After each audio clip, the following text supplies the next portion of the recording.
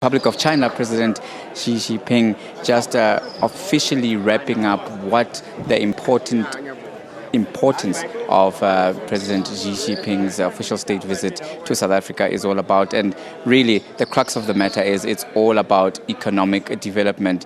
Now, this economic development, we saw earlier ministers from the South African presidency, from the South African cabinet, signing a bevy of agreements which basically deal with the issue of trade between China and South Africa. Now, some of the key industries that would seek and would benefit between the bilaterals between China and South Africa would be around textiles, around social development, around infrastructural development, as well as around the sea economy. Of course, China is also coming to bring a bevy of expertise in terms of skills transfer to South Africa with deals of being signed, which also incorporate communications as well as science. These are some of the highlights from the various agreements that were signed. As far as the speeches go, President Jacob Zuma highlighting the importance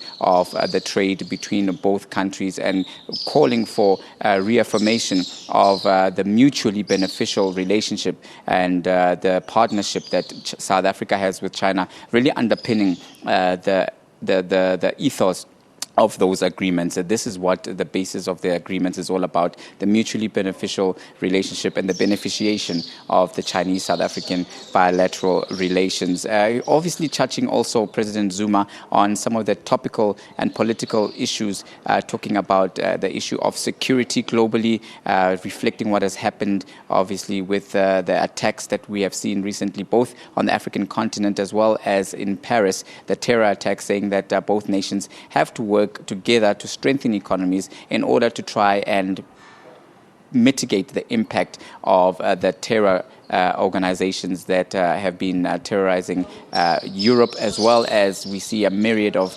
organizations linked to terror groups here in Africa as well, North and East Africa particularly. So this has been the scope of the first day of the official state visit here at the Union Buildings in Pretoria. With that, it's back to you in the studio.